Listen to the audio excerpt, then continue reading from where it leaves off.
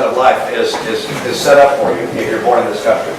And I remember going sorry, just to bore you with stories, but when I was back in my private equity days, we went to China to buy a factory there. It employed about 20,000 people, and they were almost all young women between the ages of about 18 and 22 or 23. They were saving for potentially becoming married, and they worked in these huge factories. They made various small appliances, and as we were walking through this facility, seeing them work, the number of hours they worked per day, the pittance they earned, living in dormitories with little bathrooms at the end of maybe 10 rooms. In the rooms, they had 12 girls per room, 3 bunk beds on top of each other. I mean, you've seen it.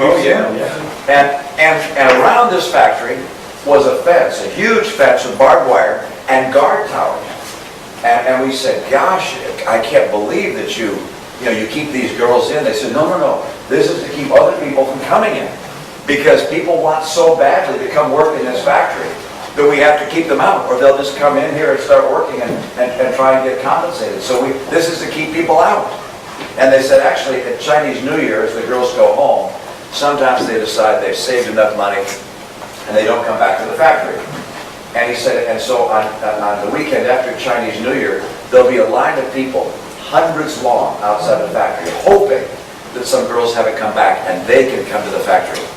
And so as we were experiencing this for the first time, for me to see a factory like this in China some years ago, the main partner I was with turned to me and said, 95% of life is settled if you're born in America.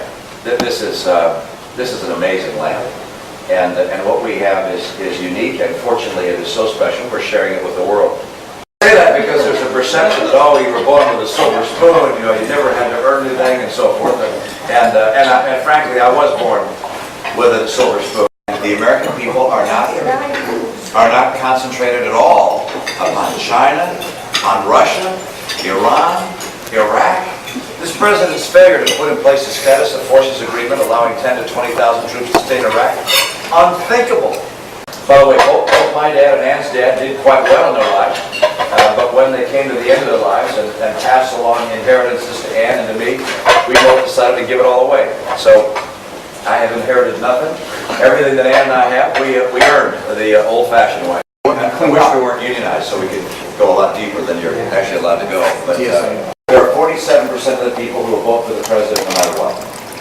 All right, there are 47% who are with him, who are dependent upon government, who believe that they are victims, who believe that government has a responsibility to care for them, who believe that they are entitled to health care, to food, to housing. How do you want to divide what estate you might eventually have? And I said, I didn't have anything at that point. I said, I want to divide it equally among my 5 sons. And she said, well, how much will you want to give to the grandchildren that they will ultimately have? And I said, well, I don't want to give anything to the grandchildren. We didn't talk about immigration today. Gosh, I'd like to bring in more legal immigrants. We use Ann sparingly right now so that people don't get tired of her. The American people are not concentrated at all upon China, on Russia, Iran, Iraq.